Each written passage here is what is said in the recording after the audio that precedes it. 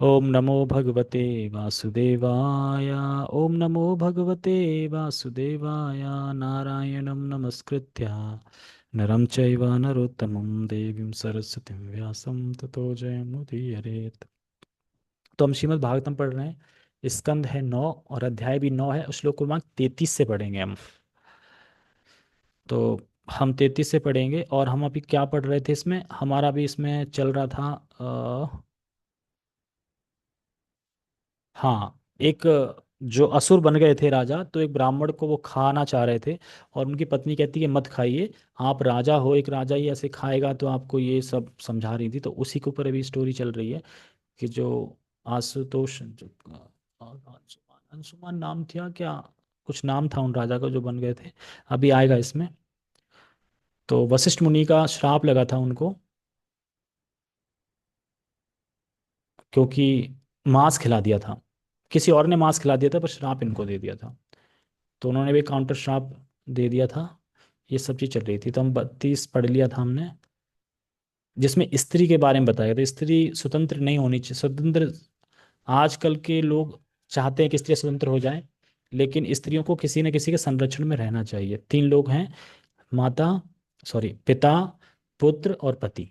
ठीक है। तो हम श्लोक क्रमांक 33 से पढ़ेंगे। एवं करुण भाषेया विप विपन विलपन्त्या अनाथवत् व्याघ्रः पशुमिवाख्यादा सौदास शाप मोहिता। सौदास नाम था उनका। ठीक है। वशिष्ठ के शापवश राजा सौदास उस ब्राह्मण को निगल गया, जिस तरह कोई बाघ अपने शिकार को निगल जाता है। यद्यपि ब्राह्मण पत्नी ने अत्यंत कातर भाव से विनय की, जो ऊपर श्लोक में पढ़ा हमने, किंतु उसके विलाप से भी सौदास नहीं पसीजा। यह भाग्य का उदाहरण है। राजा सौदास को वशिष्ठ ने शाप दिया था, अतएव योग होते हुए भी वह व्याघ्र सदृश राक्षस बनने से अपने को रोक नहीं पाया, क्योंकि यही उसके भाग्य में बदा था। तलभ्यते दुखवद अन्यथा सुखम। जिस तरह भाग्य के द्वारा मनुष्य संकट में फंसता है, उसी तरह भाग्य से वह सुख भी प्राप्त कर सकता है। बहुत बड़ी लाइन है, बहुत अच्छी लाइन है। जिस तरह से भाग्य में उसे लिखा है कि उसे उतने कष्ट मिलेंगे, उसे उतने दुख मिलेंगे, उतने संकट में फंसेगा, उसी प्रकार से कितने उसको सुख प्राप्त होंगे ये भी निश्चित है। इसीलिए इतनी ज्यादा भगवान को छोड़ के इतना ज्यादा प्रयास नहीं करना चाहिए सफलता के लिए, क्योंकि सफलता जो लिखी है, सुख जो आपके जीवन में लिखा है वो आपको मिलेगा ही मिलेगा। और दुख आपके जीवन में लिखा है तो वो दुख भी मिलेगा ही मिलेगा। दोनों भाग के अकॉर्डिंगली, कर्म के अकॉर्डिंग आपके पास आएंगे ही आएंगे, चाहे आप कुछ भी कर लो। अगर आपके अकाउंट में लिखा है कि आप पूरे जिंदगी में 50 करोड़ ही कमाएंगे, तो 50 करोड़ ही कमा पाएंगे। आप कितनी मेहनत कर लो, फिर ज्यादा नहीं कमा पाएंगे। लेकिन इसका मतलब ये नहीं कि आलस होकर घर में बैठ जाओ। कर्म तो करोगे अपना, जो आपका कर्तव्य है। आप पिता हो तो पिता का कर्तव्य, माँ हो तो माँ का कर्तव्य, बेटा हो तो बेटा कर्तव्य। आप कर्तव्य करते रहो, लेकिन इतना ज्यादा उतावले मत हो, ये नहीं मिला, वो नहीं मिला, ये नहीं मिला, क्योंकि वो तो भाग्य के हिसाब से मिल जाएगा आपको।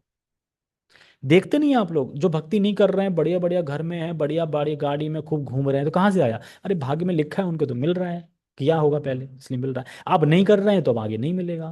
तो ऐसे ही चलता है। आपके भाग्य में जितना लिखा था आपको मिल चुका है। अगर दुख लिखा है तो भी दुख आ रहा है। अब आप कुछ आगे गलत नहीं कर रहे तो आपको आगे वाला अच्छा हो रहा है आपका, उसमें कुछ नहीं मिलेगा आपको। तो ये सब आप ही जानेंगे, क्योंकि मृत्यु के बाद कोई नहीं जानता आप कहाँ गए, लेकिन आपको पता है कि आप कहाँ गए। आप क्या कर रहे हैं, आप देख रहे हैं, सब कुछ कर रहे हैं, लेकिन कोई और नहीं समझ पाता। ये एक रहस्य है कि नहीं है? जो भी इंसान मर के जाता है, अब हमारे लिए तो चला गया वो, लेकिन अब जो मर के गया वही देख पा रहा है कि वो कहाँ जा रहा है, प्लेनेट कहाँ जा रहा है, नर्क लोक किधर है, स्वर्ग किधर है, भगवान का धाम किधर है। वही तो सब कुछ देख पा रहा है, और वो आके बताता नहीं आपको कभी। इसीलिए हमें लगता है ये कल्पना तो नहीं है, लेकिन कल्पना नहीं है, क्योंकि भगवान ने भगवत गीता में सारा कुछ बताया है कि जो भूतों की पूजा करता है भूतों के लोग जाता है, जो देवताओं की पूजा करते हैं देवताओं के पास जाता है, और जो मेरी पूजा करता है मेरे पास आता है। सिंपल है बिल्कुल। जिस तरीके से इस जगत में भूत होते हैं ना, अच्छे लोग भी होते हैं। जन्म है तो मृत्यु भी है, सुख है तो दुख भी है। तो इसी तरीके से सब। तो ये जिस यहाँ पे कह रहे हैं, जिस तरह भाग्य के द्वारा मनुष्य संकट में फंसता है, उसी तरह भाग्य से वह सुख भी प्राप्त कर सकता है। भाग्य यानी भावी अत्यंत प्रबल है। किंतु यदि कृष्ण भावनामृत को प्राप्त कर लिया जाए तो भाग्य को बदला जा सकता है। समझे, कर्मों को बदला जा सकता है। किससे? कृष्ण भावनामृत से। कर्माणि निर्दहंती किंतु चा भक्ति भाजाम ब्रह्म संहिता। ब्राह्मणी वीक्ष्य दिदिंशुं पुरुषादेन भक्षितं शोचन्त्य आत्मानुवर्षीशं शपथकुपिता सती।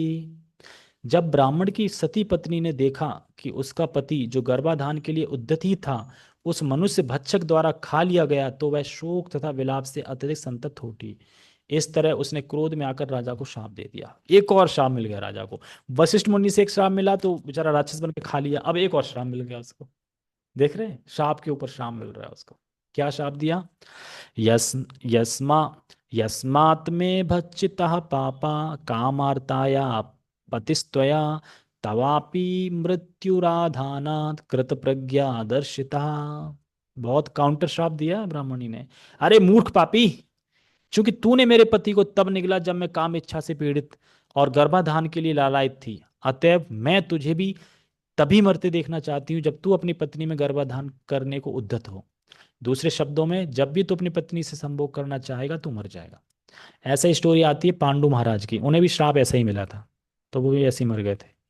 एवं मित्र सहम सपत्वा पातिलोकपरायणा तदस्थिनी समुद्विग्नो प्रा प्रास्य भर्तु गतिम गता। इस प्रकार ब्राह्मण पत्नी ने राजा सौदास को, जो मित्रहस के नाम से विख्यात है, सांप दे डाला। तत्पश्चात अपने पति के साथ जाने के लिए सन्नद्ध उसने पति की अस्थियों में आग लगा दी, स्वयं वह उसमें कूद पड़ी और पति के साथ साथ उसी गत्यम को प्राप्त हुई। ऐसा कैसे कर लेते? तब के लोग कर लेते, अब की कोई पत्नी कर सकती कि वो पति की चिता में कूद जाए? अरे भाई ठीक है, चला गया चला जाने दो, अब क्या कर सकते हैं, कोई और देखेगा, भगवान तो पालेंगे ही। तो अब के उसमें ये प्रैक्टिकल है नहीं, क्योंकि सती हो। अगर कोई कूद भी जाएगा तो वो कहीं और जाएगी, और जो गया है वो कहीं और जाएगा, ऐसे होगा। पहले कहाँ होता था, साथ ही जाते थे, वो जिस गंतव्य का पत्नी भी उसी गंतव्य पे जाएगी, वहां जाके सेवा करेंगी, वहां जाके रहेंगी, इस तरीके से, क्योंकि स्वेच्छा से पहले होता था। विशापो द्वादशा विशापः द्वादशब्द अन्ते मैथुनाय समुत्थिता विज्ञाप्य ब्राह्मणी शापम महिष्या सा निवारिता। 12 वर्ष बाद जब राजा सौदास वशिष्ठ द्वारा दिए गए शाप से मुक्त हुआ तो उसने अपने पत्नी के साथ संभोग करना चाहा, किंतु रानी ने उसे ब्राह्मणी द्वारा दिए गए शाप का स्मरण कराया, इस तरह उसे संभोग करने से रोक दिया। अतः ऊर्ध्वं सत् तत् तत् तत्याज स्त्री सुखम कर्मणा प्रजा वशिष्ठास्तन दुर्ज्ञातो मदयंत्या प्रजा मधात। इस प्रकार आदिष्ट होने पर राजा ने भावी संभोग सुख त्याग दिया और भाग्यवश निसंतान रहता रहा। बाद में राजा की अनुमति से ऋषि वशिष्ठ ने मदयंती के गर्भ से एक शिशु उत्पन्न किया। तो पहले ऐसा होता था कि ब्राह्मण के उससे शिशु उत्पन्न किए जाते थे, जब क्षत्रिय नहीं होते थे। जैसे महाभारत में भी आता है कि जब सत्यवती के जो पुत्र थे, तो नहीं, सत्यवती, हाँ, सत्यवती की शादी शांतनु से हुई थी, उनके दो पुत्र हुए थे, विचित्रवीर और चित्रांग। और चित्रांग विचित्र जब दोनों की मृत्यु हो गई थी तो फिर उनकी जो अंबालिका, अम्बे अंबिका अंबालिका, तो अम्बे तो चली गई थी, अंबालिका, अंबिका और अंबालिका, ये दो बची थी। ये नाम इधर उधर हो सकते हैं लेकिन दो बची थी। तो इनसे फिर वेद व्यास जी द्वारा उत्पन्न हुए थे पांडु और धृतराष्ट्र और विदुर। तो इस तरीके से होता था पहले, तो वही चीज बता रहे हैं यहाँ पे। सा वै सप्त समागर्भाम बिभ्रन्ना व्यजायता जगने अश्मना उदरम तस्या सा अश्मकतेन कथ्यते। मदयंती 7 वर्षों तक बालक को गर्भ में धारण किए रही और उसने बच्चे को जन्म नहीं दिया। अतः वशिष्ठ ने एक पत्थर से उसके पेट पर प्रहार किया, जिससे बालक उत्पन्न हुआ। फलस्वरूप बच्चे का नाम अश्मक यानी पत्थर से उत्पन्न पड़ा। अश्मकाद बालिका यज्ञे यह स्त्री भी परिरक्षिता नारी कवच इति उक्ता निक्षेत्र मूलक अभवता। अश्मक से बालक अश्मक से बालिक उत्पन्न हुआ। चूंकि स्त्रियों से घिरा रहने के कारण बालिक परशुराम के क्रोध से बच गया था, अतः वह नारी कवच कहलाया, जब परशुराम ने सारे क्षत्रियों का विनाश कर दिया तो बालिक बालक अन्य क्षत्रियों का जनक बना, इसलिए वह मूलक अर्थात क्षत्रिय वंश का मूल कहलाया। आगे क्या आएगा वो हम आगे पढ़ेंगे। आज 8 चौवन हो गए, रेस्ट करनी है मुझे इसलिए, ठीक है। हरे कृष्णा। जगत गुरु शिल प्रभुपाद की जय, श्रीमद् भागवतम की जय। किसी को कुछ पूछना तो नहीं है? ओके ठीक है। ठीक है, फिर हम कल क्या है, हाँ कल क्लास होगी, परसों भी होगी, रेगुलर ही होगी क्लास। ये 2 एक दिन थोड़ा इधर उधर हो जाता है। ठीक है, हरे कृष्णा, सभी का बहुत बहुत धन्यवाद।